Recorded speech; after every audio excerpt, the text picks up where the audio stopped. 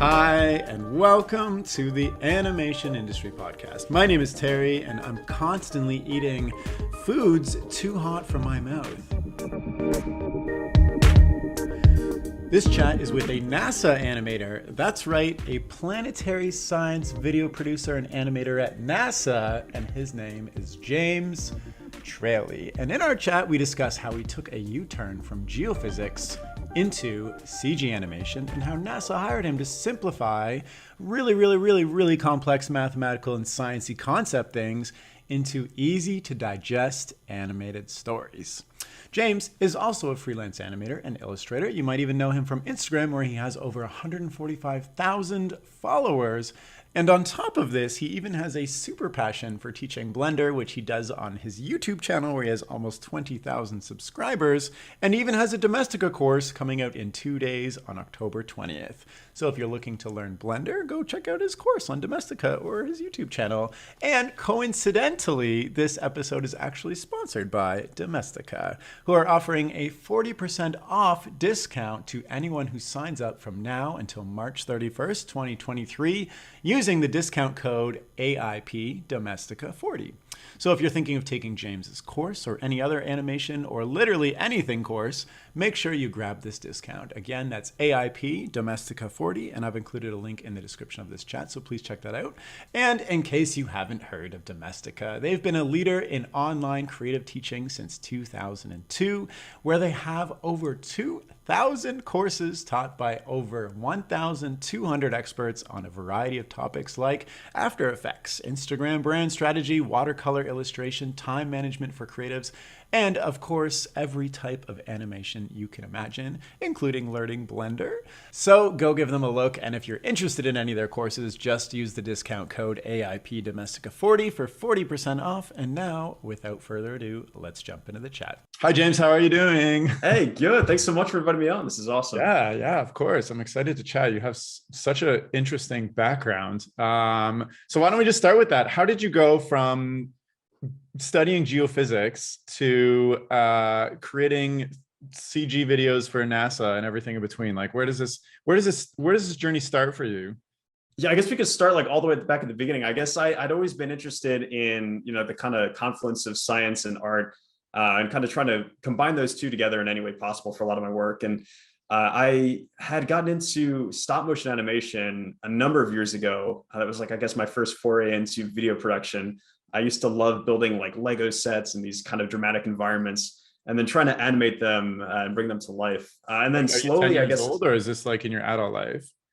Well, I guess I do try to keep stuff going with the stop motion. But yeah, I started when I was a little kid, like around like 8, 9.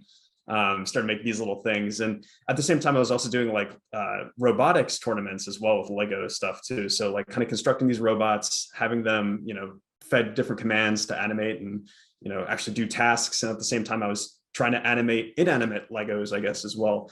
And always just had loved just kind of experimenting with the cameras. And as I got a little bit older and started doing a little bit more work with like science fair projects and things like that, I always wanted to keep film and animation going. I always kind of saw it as a hobby, though, I guess, as I was growing up. I never really realized that you could do it as a full-time career. Yeah. So it was kind of interesting to try to find novel ways to keep it going as long as possible. I never wanted to give it up. I never wanted to kind of sacrifice, my love of film for science. And I did quite a few science fair projects that were involving cameras. I retrofitted a camera onto the back of a car to kind of use it as like a backup assist camera, and programmed it to be able to detect objects moving behind the camera. And then once I got to college, I was doing more so 3D animation type stuff for my research. So I did some research on tropical cyclone genesis, mapping these things in 3D, kind of creating these 3D models of them. And then I ended up discovering a career at NASA. I guess, long story short, there's a quite long arc here, but I ended up discovering that there was a possible career where I could combine my film and science into one and do a job at NASA. And that is where I ended up working as a science filmmaker, covering all of the planetary science missions. So I get to keep the science going. I get to work directly with the scientists, engineers, talk to them about their research, their new discoveries, their missions, and then work to kind of translate the jargon, all the crazy data, into something that is not only interesting, but exciting for the general public, and gets them inspired about space exploration and the work that we're doing outside of Earth and in the solar system and Yeah. beyond. This sounds okay. This sounds fascinating, and I want to dissect this story a little bit more because we feel like we fast forwarded a lot. First of all, when you say science, like what specifically do you mean science and animation? Yeah, so it's, I guess, a couple different things. So I, have a background in geophysics. That was what I majored in undergrad. And for a lot of my work, it was very visual, but at the same time involved an incredible amount of data analytics. So for example, the projects I was talking about, the tropical cyclones, I was running computer simulations to try to understand how tropical cyclones form in the East Pacific. And what I discovered is that there's like this small gap in a mountain range that's there that is effectively working as like a wind tunnel to kind of funnel, wind through to the other side to really create some crazy spin to generate tropical cyclones. But, you can kind of explain that through data, you can kind of show things, but I wanted to explain it visually, to people I was presenting to and have them understand exactly what this would look like. What did the wind tunnel look like? What does wind look like moving through this channel? How do we get vorticity? How do we get, storms forming? And how do they look, three-dimensionally, vertically? How are they vertically developed? Where are they moving? And that's where a lot of the arts and creative side comes in, and kind of trying to show the science in a visual way. But there's so much data, and it's often very easy to kind of get lost in that. So I've worked for like such a long time to try to understand the best ways to present data. And for me, that's always visual, whether it be film or animation. For this specific project, it was creating 3D models and animations.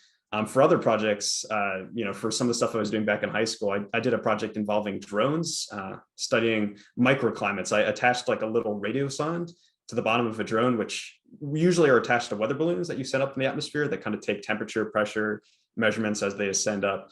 But I attached one to a drone and had this camera filming it so I can kind of see where it was moving. And then I had it basically three-dimensionally trace the small atmosphere above different areas, like a turf field, to see what influence that had above like a little city, to kind of see what influence that had on the temperature above.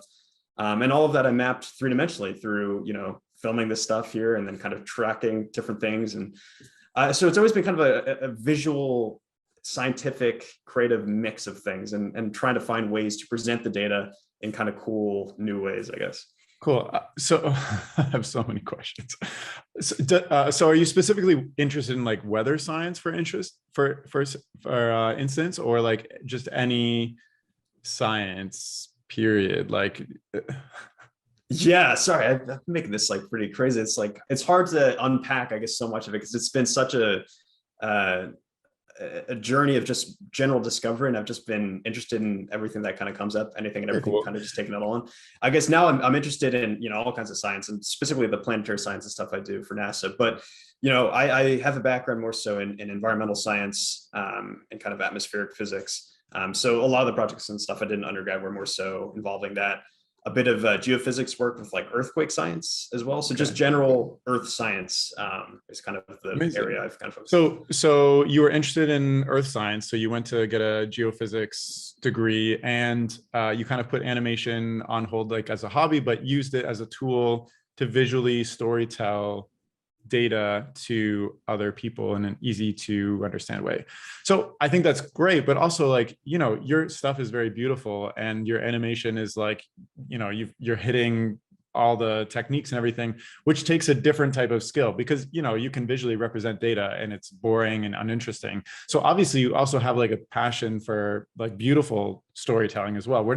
How did you develop that? Was it just through the necessity of storytelling in science, or did you also take courses and I don't know, how did that happen?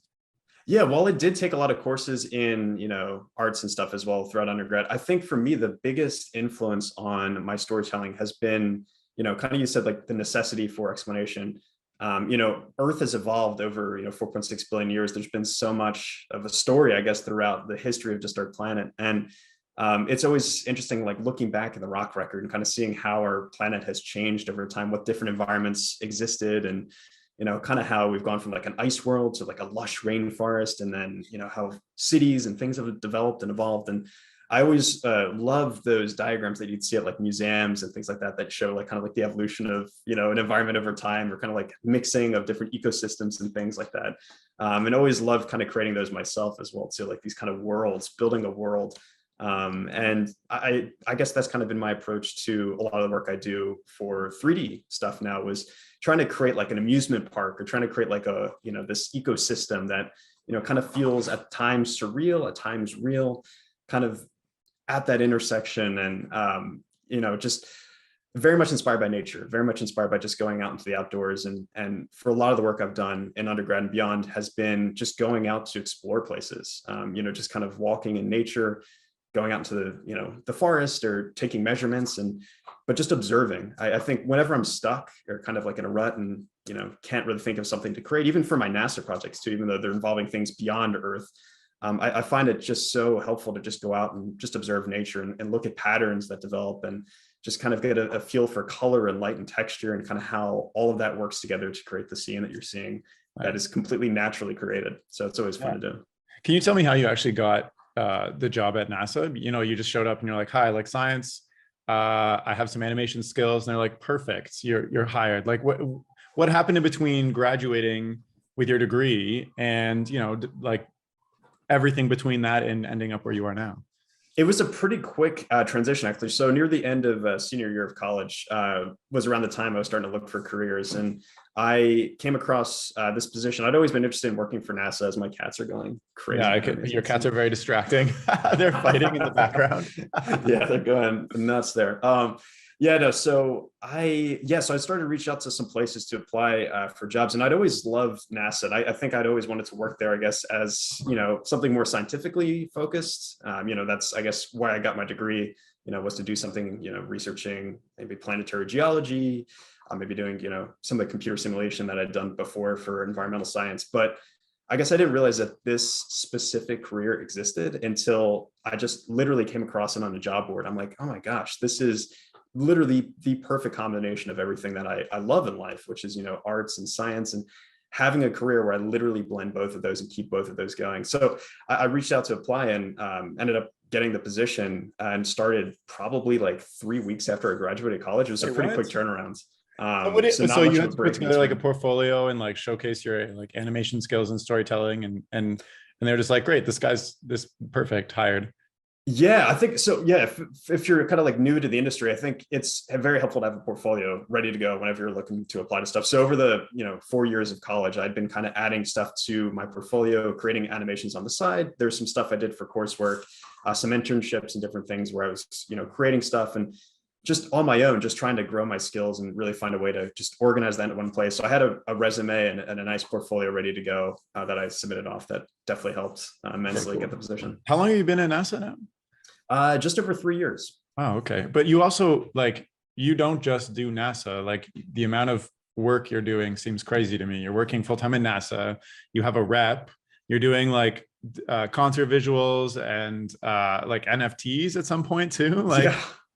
Yeah. Like what is compelling you? And you're also, you have your YouTube channel where you're creating tutorials on how to use all these programs like Unreal Engine and et cetera, et cetera. What is compelling you to do all of these things? I think for me, it's just a love of learning. I think I myself am trying to learn new things, and just sharing that process and that personal growth with my audience. The YouTube tutorials have been a great way for me to kind of just give back to a lot of people who have helped me learn new things about the software and kind of get creative. I always see new developments in the software. I mean, Blender specifically is one I use a lot and have a lot of tutorials for. That one is just almost every month, it seems, releasing a new update. So it's hard to keep up with just how fast the landscape is evolving for these different 3D softwares and animation techniques and stuff. And so I'm just trying to keep up with that. And as part of the journey, it's a lot of new learning, a lot of new techniques and things. And so it's kind of fun to just experiment and just learn. Right. But you're also posting a TikTok and Instagram, and you have tons of followers, et cetera, et cetera. Like, is there like, is there like an overall goal that you're trying to reach with, your arts and like putting stuff out there? Like, yeah, I guess I didn't expect the kind of growth I ended up getting. Kind of during the pandemic is when I saw everything kind of skyrocket, because that was the first time I was really able to dedicate myself to creating 3D artwork and really posting consistently. Yeah. And I think I've just been kind of following the growth, just seeing where it takes me. And I guess I don't have a specific like end goal in mind. I do want to continue to kind of create artwork and kind of just keep that going, and just seeing the reaction I've gotten from people who are inspired to create themselves and who also just find, I guess, nostalgia and relaxation from the work I put out. As they're scrolling through their feeds, even if it's just like, a couple seconds, they're looking at a piece of mine and just kind of taking a pause, kind of recognizing where they are in that moment, and just relaxing. I think that's, for me, is something that keeps me motivated, keeps me going, Yeah. just kind of continue to So, create. so you've done concert visuals. How did, like, Yeah. for instance, I'm wondering if you can talk about that and how you ended up getting that connection. Was it from posting through like Instagram, for instance, and somebody reached out to you? Yeah, that's actually where a lot of it's come from, is from like kind of social media, different things. So one of the ones I got was actually through Reddit. I posted one of my renders on, I think, one of the subreddits, like imaginary landscapes, or Yeah. one of those types of things, or r/art. And I had a musician reach out to me, and he's like, "Hey, this is, really cool stuff. It kind of goes really well with the music I'm putting out." And it's interesting because I feel like I myself am often very inspired by music when I'm creating too. Like, I'll listen to songs actually before I even start editing videos for NASA. Often I'll start with a music bed that kind of gives me like kind of the feel, the look and feel for what I'm eventually going to put out. So yeah, so this artist had reached out to me, and sent me like a lot of his music to listen to be inspired by, for creating my different renders. And yeah, it was a really fun process. I ended up getting to see the concert visuals for his live in person here in DC, where I live, when he came to town. So it's cool to kind of see, the full evolution from it being on your computer, kind of slaving over it for, quite a while to, do different changes, and then ultimately see it, live. It's a really cool experience. Yeah, amazing. And you also have a rep, I I think. do, yeah. How did Yeah, I that come work about? with, yeah, that was just I'd seen a lot of the work put out by the talent under their roster. It's called H Plus Creative, Yeah, Los yeah. Angeles. And I'd seen like a lot of the stuff that their team was putting out. And I was like, man, I really would love to, work with these people and get involved with, some of the stuff they're doing. So I had submitted some of my work to them, and it took a little bit. I feel like I needed to kind of get my skills up to a higher level in order to join the team. But they brought me in, and it's been great. It's kind of a good way to just get additional, client work to do, and just have, an agent just kind of guiding me through the process of growing in this industry is definitely very, very helpful. So how's that changed, before you had a rep versus after you had a rep? You're actively looking for like side gigs, I guess it seems. So like, how did that Yeah. change your side gig career, I guess? Yeah, it's definitely made it a lot easier because I don't have to as actively be reaching out to things. It's kind of like stuff coming to find me instead, and Yeah. people will reach out to my agent to do projects with me. Before, I mean, this is kind of just how it goes, I guess, really for any career. You really just have to just dedicate yourself to the grind and just really learn and really focus. And I guess before I had an agent, I was really actively reaching out to people, just doing a lot of work for free, honestly, too, just to Oh, get, my skills up, and what do you just mean get work for stuff free? out Like there. you'll reach out to a brand and be like, hey, my name is like James and I do 3D environments and things like that. Like, do you want something? And they'll be like, yeah. Yeah, a lot of times it was actually with musicians, I feel like, too. So I Hmm. would often reach out and say, "Hey, do you need album artwork for this, or are you Every looking for any musician like is going to promo?" say yes. Indeed, Oh yeah, musician. of course. They themselves are going through the same struggle of, trying to get their stuff out there. So yeah, a lot of times it's just collaborations like that, and just working with other artists, or, other people in the 3D space too. I would reach out and be like, "Hey, do you want to just like work on a piece together?" It wasn't for like any kind of commercial purpose, but just for But collaboration. so you were Um, just doing it with the purpose of, upping your skill a little bit and putting yourself out there. Like there's no intention other than like now I have more stuff to post on social media. Now I'm learning a new program and now I have like deadlines and stuff.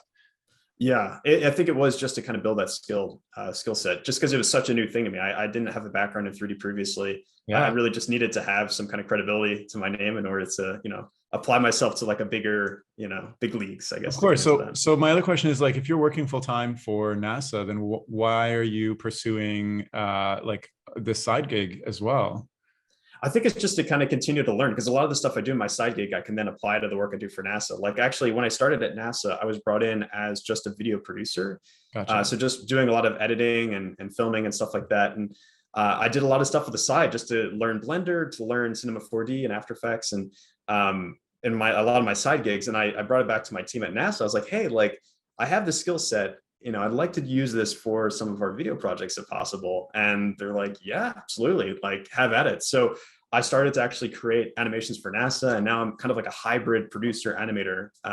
Amazing. And the continuation of like doing these YouTube tutorials and stuff is kind of, made it a little bit easier for me to kind of continue to explain things on camera, being in front of the camera instead of like hidden behind where I usually am. And so I'm able to actually host a lot of stuff for NASA too, because I've kind of proven that skill set as well. So I'll host like Instagram lives, or I'll be like on TV. I was recently doing like a live stream for the lunar eclipse a couple months ago on TV. So it's just kind of a way for me to just to continue to grow my skill set beyond the confines of my 9 to 5, and then apply that back to my 9 to 5 and just my personal growth as an artist.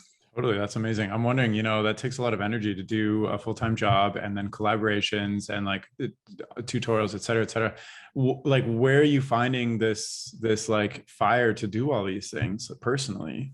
I think it's because I don't really see this as a job in a way. It's kind of like a passion of mine. I feel like I've really lucked out in that I've found a career that is something I love doing. So it never really feels like work for any of the stuff I do. So, once I'm done with my job, which literally feels like playtime because I get to create videos and animations all day and work with the science, I kind of go into more playtime, which is, continuing to create these 3D animations for client work and, musicians and things like that, all while I'm learning. So I guess that's, for me, it's what's exciting.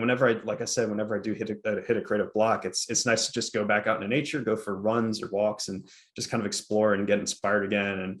And so it never really feels like work. It's kind of this cycle of just having fun, just enjoying the process. Amazing. Keep that feeling going. Your cat is playing like a banana in the background. Oh yeah, that's her favorite toy. It's like this little hilarious banana thing. Yeah, she's able to like use it like a tech deck, almost like those like skateboard things. It's, like, it kick like flips and stuff. It's hilarious. Yeah, also, not too distracting. you teach on YouTube, but you also have a Domestika course I do. coming out as well, right? So maybe how did you get involved with Domestika? Because 3 years into your career, you already have an agent, you're working full-time for NASA doing video stuff, you've got tons of followers on social media. Like, that's all super impressive. And like, did Domestika reach out to you? Was it a different scenario where like you were reaching out to them saying, I want to create a course? Like, how did that happen?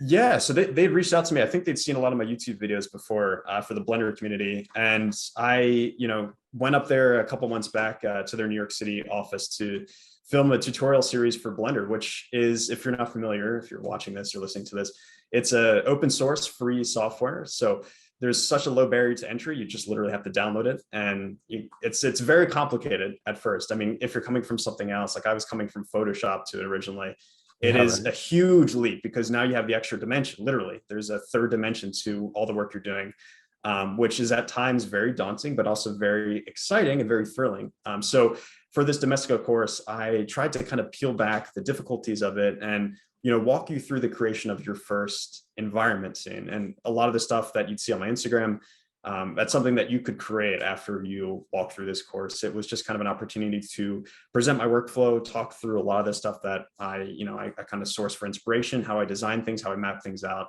and then also how to present your work too, and start to get feedback and kind of grow as an artist. Nice. Through the. So if I take your course, essentially I can go from zero, like not knowing anything, to like creating a pretty cool environment that's like fully rendered and lighted and everything.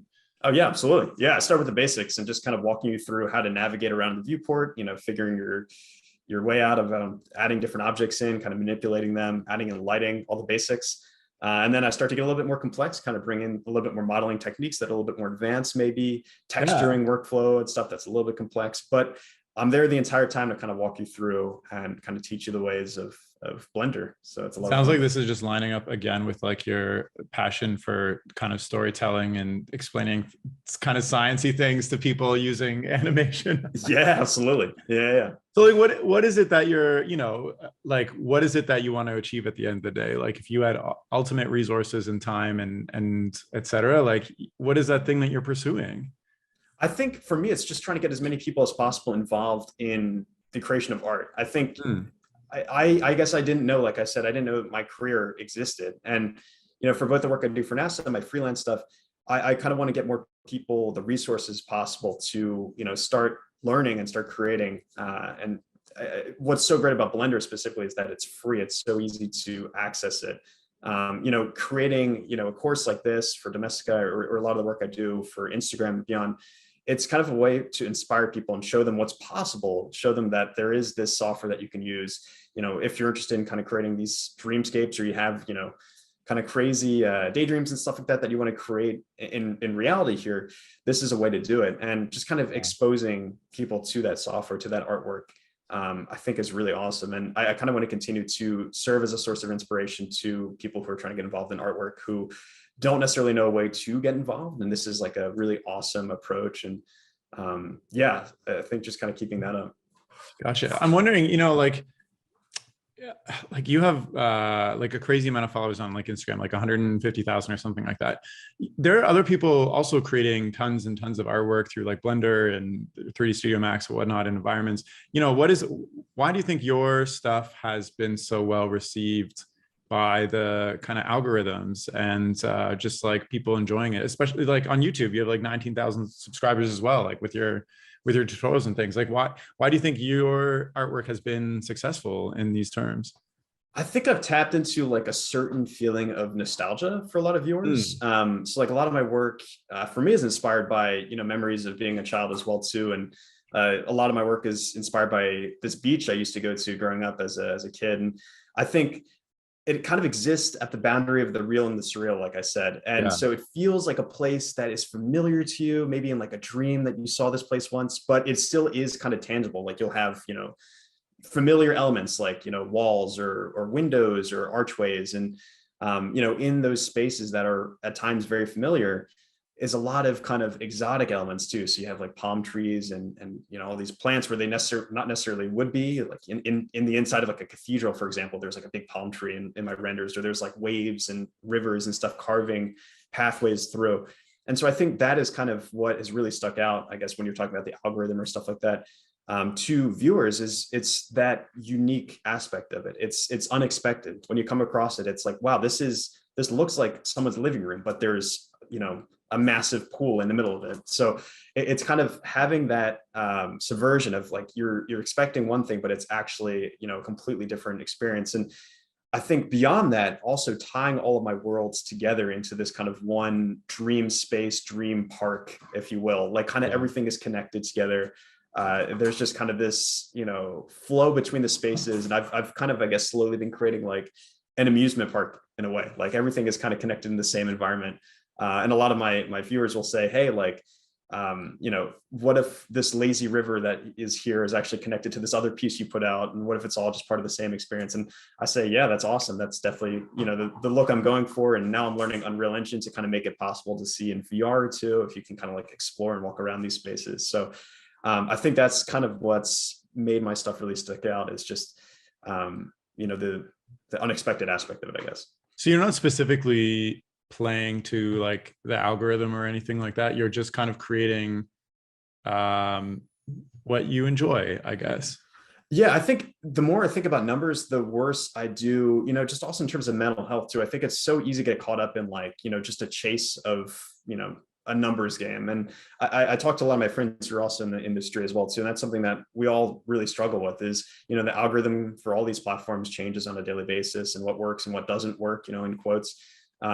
Changes on a daily basis. But I think the one constant in all of it is your growth as an artist and your work that you're putting out. So I feel like the more I just focus on, just developing my own artwork and learning, the better I just do in general. Gotcha. So you're not like kind of this like fluffy bedroom with clouds in it got like more likes than usual. I'm going to focus more on like this type of art. You're just like, you know what? A cathedral with a palm tree would be cool. I'm going to post that type of thing. Yeah, I feel like I've just been experimenting a lot with different things, and I for a while was struggling to find my style, I guess. So I guess now that I've kind of have like a central look and feel to my work, just a certain polish that I have at the end for the editing post-production, I've kind of stuck to my guns on that, and I've just been, kind of creating works varying around that general central theme of having nature involved in it, and in these kind of interior spaces. So yeah, it's kind of just playing with that and just kind of seeing where it goes, and not necessarily focusing as much on the numbers game. Nice. I'm wondering, what's next for you? You are working on so many things right now, Yeah. Which I think is crazy, but it sounds like you're enjoying all of it, which is amazing. Are you ever worried about burning out maybe?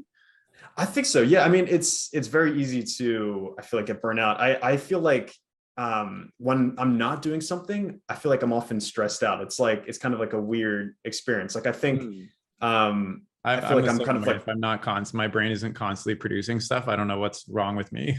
yeah, it's weird. I mean, it's like it feels like I'm punching at air. It's like there's nothing there. So I feel like I always need to be learning something new or always trying something out. And yeah, I guess what's next for me, I mean, I'm continuing a lot of the work I'm doing for NASA, just trying to learn new things and continue to move on. We've got like a lot of really crazy missions coming up in the next couple months, really. I mean, just this past week we impacted an asteroid Yeah. with the double asteroid redirect test, which is a mission I work with actually.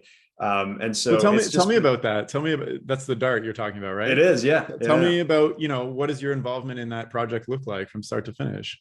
Yeah, so for something like that, or one I was really involved with that was very technical and kind of how we presented the stuff, was a mission called OSIRIS-REx that I'm working very closely with now, which about a year and a half ago collected a sample from an asteroid Bennu, and as we speak is hurtling back here to Earth with said sample to deliver that to us to analyze. So I get involved pretty early on in the process, and we'll work directly with the scientists and engineers to try to explain their mission concepts. So they'll give us like their CAD models, and we'll kind of work to repurpose those and kind of create animations to explain the process of how these things work. So how we collect a sample, how we store it, and how the spacecraft will move and operate. But then also we work to explain the results too. So there've been a lot of unexpected results for the mission. They actually had to fully autonomously steer the spacecraft to collect a sample. Like it was too big a light speed delay to get the signal back from the spacecraft that they couldn't like pilot it. So I kind of made this like Tron style animation to explain the software that they use, which is called natural feature tracking. And I had a lot of fun creating this thing in Blender where I brought in real data actually from the spacecraft that had mapped this asteroid. So brought in like this crazy high resolution down to like 2 centimeter per pixel resolution data of this asteroid into Blender, and then had, kind of overlaid some of the data and stuff that we got back from our scientists to explain how the spacecraft is going to then steer itself to collect a sample. So I do like a lot of stuff like that where we're working to explain the results. And And then, then oh, as a sorry. host, oh yeah, sorry. Well, who's watching this? Is it just for the general public, or like news stations, or Yeah. investors, or? So, I mean, so a big part of the work we do for NASA is that it is open source. It's open to the public. It is, designed for public engagement to get, just the average viewer inspired about the science. And we release everything Creative Commons. So we encourage educators to download the content that we release, to use it in their classrooms for teaching. And we release like all of our models and a lot of our data and stuff too, so that, the average, you know, scientists can just look at it and just try to learn some stuff from their own and just get inspired. So yeah, everything we release publicly. And so I design all of my videos to work as, tools for education, tools for learning. And a lot of the stuff does get picked up by news outlets as well. So, we'll see stuff getting shared out by different, broadcast companies and journals and things like that too, which is always kind of cool to see. Nice. What is the number one thing when you're storytelling to like simplify really complex sciencey jargon into something that's digestible for the average person to understand? Like, because Yeah. that's like a whole other kind of skill. Yeah, absolutely. I think it definitely helps that I have a science background to, first of all, like understand a lot of the Yourself. jargon in the first place, because a lot of the people we work with, it's the scientists are maybe talking to like the same 5 people who specialize in this super niche, topic of, planetary geology or something like that. So it's kind of, I think, hard for them often to, explain in layman's terms, but still keep it exciting what they're doing to the public. And that's often where we'll step in and work as translators in a way. And, the number one question I always ask is like, why does this matter? Like, what is your result advancing? Like, why are we doing this mission in the first place? And I think that often gets the scientists like, kind of stripping back to the basics of like, why did I write this mission proposal in the first place? Like, why did I send a spacecraft hurtling into an asteroid to smash into it? What is the purpose of doing that? And it gets them kind of almost philosophically like thinking about how it, helps humanity. In the case of DART, it's, maybe planetary protection, keeping us safe from hazards of asteroids, hurtling towards us. And, for OSIRIS-REx with Bennu, it's, understanding maybe how humans got here on Earth and how our solar system evolved by looking at pristine samples of our solar system from this asteroid. So, it kind of gets them explaining things in, just these broad reaching terms, but then we get to kind of dive in our videos a little bit into the technical aspects as well, some of the visualizations that we'll put together.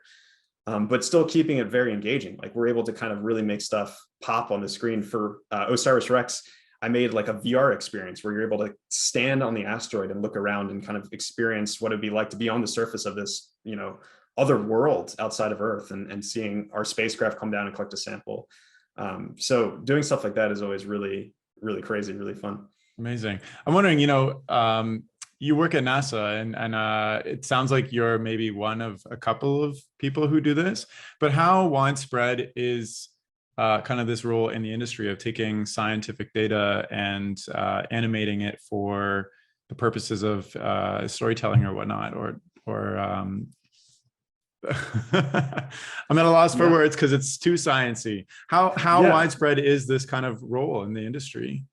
I really think I've seen such a huge increase in this kind of storytelling recently, especially with a lot of the stuff you see on YouTube with different explainer videos, or kind of these, overhead videos of people kind of drawing on like a chalkboard or something and animating, almost like some of the work that you were describing that you do, some of the stop motion sketched out work. It's a way to kind of keep things visual, but still, keep it educational and keep you learning, keep you hooked, keep you engaged. And beyond NASA, I've noticed a lot of other companies doing this kind of work too, and just individual YouTubers or scientists trying to find new ways to explain their work and kind of exciting ways to the public, which has been awesome. Yeah, for sure. I'm wondering, you told me a couple of things before our chat, but can you share some of the adventures you've gone on because of this career of yours that you've been pursuing? Yeah, absolutely. I started, like I said, as a geophysics major at Princeton for undergrad. And as part of that, we did a lot of trips to faraway lands to do geological research. So I had the chance to, lands. Typically a lot of stuff I do is on the computer. Like, I'm at my apartment now. I'm just like, working on the computer. So it's cool to go in person to, observe things. And I often get inspired, like I said, by nature and by seeing, different environments. So one of the crazy things we did was we went to Spain, the north of Spain, a place called Zumaya, which they actually filmed Game of Thrones. One of the places there is in Zumaya, super cool looking cliffs, these like kind of rugged cliffs, and we were studying mass extinction events in the rock record there. So I got a chance to kind of map some rocks and look at things in 3D there with some of the stuff that we're doing to bring that back into our life. How do you map rocks? Yeah, so there's a couple different techniques. You can do core samples oftentimes to kind of look at the layers, the stratification of rocks, and kind of see over time how things have developed, how things have kind of gotten deposited. And that can tell you like a lot about the depositional environment that was there at the time. Like if something was like underwater, you'll see certain rocks present. If it was kind of like a dry, arid climate, you'll see different rocks present. We also have something called a ground penetrating radar, which on that same trip, we actually went to the coast of France, and there's this massive dune called the Dune de Pilat that's there. And we took this thing, it almost looks like a baby stroller. And so you kind of like push this baby stroller with a radar on it. And as you're pushing it, it's basically sending radar pulses into the subsurface beneath you to map the layers below you. So in this case, we're looking at a dune and trying to see how well compacted it was, how it was migrating over time too, because it actually has been over the years eating away at this forest that's there. So for kind of conservational reasons, the area is very interested in how this dune is moving, literally moving over time. So we kind of walked this dune. I literally, I think, walked maybe 20, 30 miles up and down this dune, just mapping it, massive dune with the ground penetrating radar. And then we can bring that into our software and look at it three-dimensionally and see. Are you dying 30 miles? You just walked? It was quite a workout. Yeah, definitely. Yeah, I feel for Anakin in Star Wars, who hates sand. No. It's like, yeah, sand everywhere. Sand now. Yeah, but I love sand in my renders, so it's something great. Just not in real life. You're like, let's keep this online. Keep it contained to the computer. Yeah, that sounds so cool and incredible. That's amazing. And like, even just the stuff that you're talking about with working with NASA, like, I'm a big space fan too, and I don't know, it just sounds really cool that you get to be so close to these projects. Yeah, and then just trying to bring that to the public too. Like, I think space is very exciting. It's kind of pretty easy, I feel like, in general, to get people excited about it. But there's, I guess, some more like niche stuff that we do too. And just trying to keep it interesting, keep it engaging for people. It's always a fun challenge. Of course, amazing. So, we've talked about where you came from, all the fun stuff that happened along the way, all the crazy stuff you're doing now. Is there anything else you wanted to share that you think people might be interested in hearing about from your career? Yeah, I think I've been sharing like a lot of stuff on YouTube, a lot of tutorials and things. And I really want people to not be intimidated by the software. I think it's very easy to, start it up and quit it. And I actually, a number of years ago, I picked Blender up. I was like, this is too hard. I just can't do this, and actually dropped it. And I ended up getting back into it. I'm so glad I did. I'm so glad I stuck with it, because I mean, it's opened so many doors up for me, both just in terms of my career, but also just in my life, of being able to explain a lot of these kind of daydreams and stuff I have. So I just encourage you to stick with it, and just, it's very challenging. It's pretty complex at times, but just a little bit each day, just trying to learn new things. And I feel like even still now that I'm, a couple of years into my career, there's still so many new things that I can learn. And that's what keeps it exciting. Of course, I'm wondering, I find CG programs very difficult to get over the hurdle of learning curve. What ended up pushing you when you gave up that first time, that second time? What pushed you over that hurdle to continue learning and making stuff? So I'd been really into creating these kind of 2D composite designs in Photoshop, like making, just a mash of images. Like I would take some photos of like my surroundings and then kind of do different things to, kind of enhance the scenery or make it look kind of more magical. But I always found like there's like a limit, and the limit was literally the dimension. It's just a 2D thing. Like I can't move my camera around and change the perspective. I can't change the lighting in my scene as much, I can't like do as much with it. And I think I'd always just been like, man, it would just be so much better if I could do this in 3D and actually have the flexibility of moving my camera over 5 feet to the left, to create this different scene. And when I went back to 3D software, I think that was what kept me excited. I was like, I really want to create this. Like I had these scenes in mind. I'm like, I just need to learn. I just need to like sit down, tie myself to the chair, and just like take the time to just literally just learn the software. And so I think that was the motivating factor for me, was just that brute desire to just want to create this dang scene. Like it was so hard to conceptualize things in just 2D. So adding in that extra dimension was so much more exciting to me. That makes sense, that you had this goal that you just couldn't push yourself past because of the limitations. That makes a lot of sense. You ate your vegetables. That's what it sounds like. That's right. Exactly. Well, James, did you have anything else you wanted to share as we're wrapping up? Just wanted to thank you so much for bringing me on. I mean, this is always so awesome to just talk through this stuff. And I always love, hearing the process of other animators and people in this field too. It's always exciting to kind of hear people's different approaches, different paths to the career, and so many different ways to get involved with this. It's awesome. Well, I found it super insightful to hear kind of the behind the scenes of how you make all your crazy renders and the stuff you're doing at NASA, et cetera. So thank you so much for coming on the chat. It's been a pleasure. Yeah, thank you so much for having me. Of course. And if you're listening and you want to follow or reach out to James or check out his tutorials or his Domestika course or all that stuff, I'm going to include a bunch of links, including his website, Instagram, Twitter, YouTube, etc., in the description of this chat. So please check those out. And that's all for now. Thank you so much for listening. Okay, bye.